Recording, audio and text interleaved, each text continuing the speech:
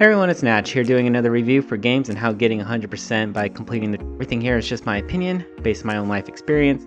There are some professional studies out there that would suggest I'm on the right track, but for now I'm here to just spread the word and help people look at gaming as more than just entertainment. So with that, let's jump right in. Today I'm going over Ghost of Tsushima, Ghost for short, developed by Sucker Punch Productions, released in 2020. Ghost is both a single player and online multiplayer, so if you're looking to earn 100%, you will need an internet connection to play it. Before playing Ghost, I had heard about it, and there was nothing but full praise for the game. It really looked that way for me at least too, after watching the trailer.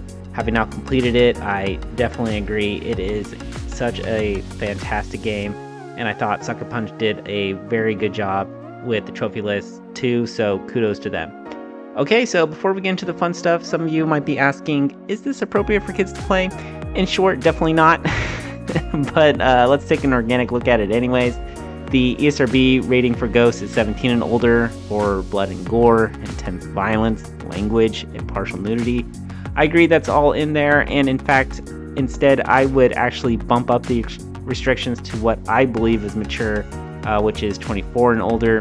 The main reason being the plot and its ambiguity between what's morally right and wrong between the hero and villain's perspective. The very nature of the game may promote violent tendencies with younger audiences and confuse their reasoning for taking action against others as being the right thing to do. Without giving away the story, Ghost takes place in feudal Japan, where Mongols have invaded the island of Tsushima. The developers did such an amazing job with the complex emotional details within the storyline, as well as the gameplay mechanics and the gameplay cinematics as well, which does include a lot of violence. The game is fairly realistic for the time period, even though that guns aren't really prevalent in there. Most characters are much older, but flashbacks to teenage years for the hero do occur. And it's pretty clear Sucker Punch meant for this game to be enjoyed by an older audience. So with all that in mind, I have no problem giving Ghost a higher restriction in my view. So if you're looking at gaming for mental fitness for your own kid, pick up something else. Alright, so now you may be wondering just how long will this take to get 100%? Well, to be honest, a lot of that will depend on the skill set of the player. For me, I expected Ghost would take me between 43 and 64 hours to get 100%, and I went way over that, just completely underestimated the time it would take me to complete it. It's really hard to say just how long it would realistically take any reasonable person to complete it, since I'm not exactly sure what I could have done better, but I know that there are strategies out there that definitely could have improved the time or the completion time. But I will say it's a long commitment for sure. I'm not aware of any beneficial cheats or glitches. Thankfully, difficulty does not affect completion time either, but multiplayer is a factor, so the game will get harder to complete as less people play it. The other factor to determine how long this will take to get 100% is looking at the trophy list difficulty itself. Even with guides and walkthroughs, which I always suggest using if you can, I'd say Ghost trophy list is above average.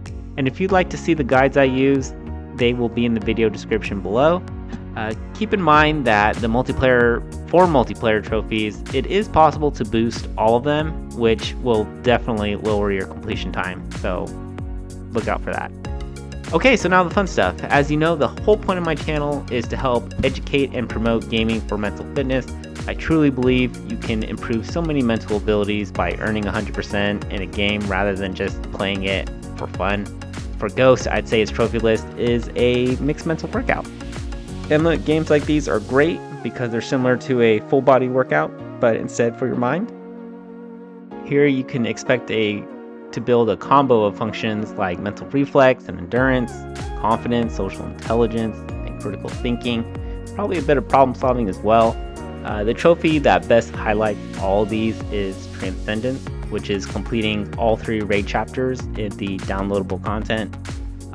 It sounds easy enough until you realize you generally must play with a full lobby of 4 people if you plan to beat it.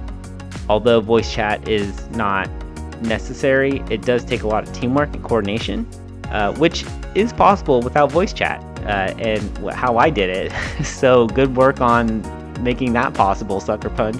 Kudos. It's basically an all-you-can-eat buffet of difficult fight challenges, puzzles, and boss fights. That is essentially what the raid is. A true test of everything a player has learned while playing Ghost.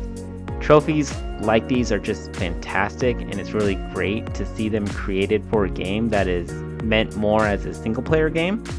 And look, all these things can translate into your waking life, how you approach and solve problems and deal with short and busy you face.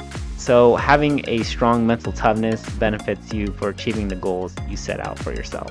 And again, gaming is such a great way for helping with mental fitness, as consequences tend to be less severe.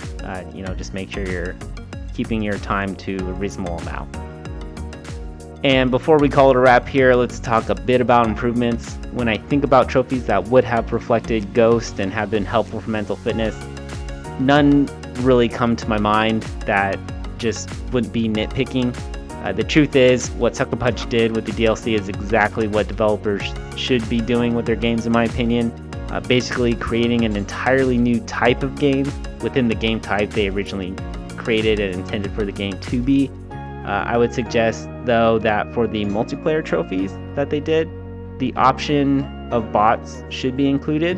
And for multiplayer trophies related to something like the raids, like Transcendence Trophy, options to skip areas where multiple players are needed are implemented, or allowing players to basically take over the bots would be helpful, so players can still achieve 100% long after the game has lost its popularity.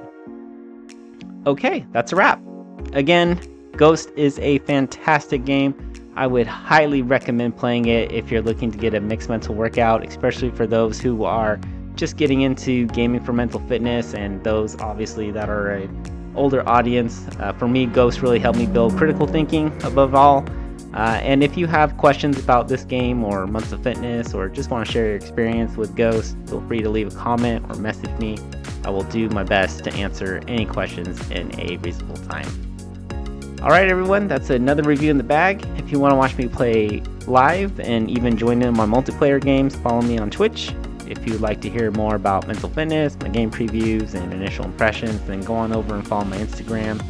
And if you'd like to help choose what game I should play next, or guess how long my next game will take, you can do that over on my Twitter. That's where I do my polls, so keep a lookout there. And finally, as always, thanks for watching, and I'll see you all on the next video. Bye.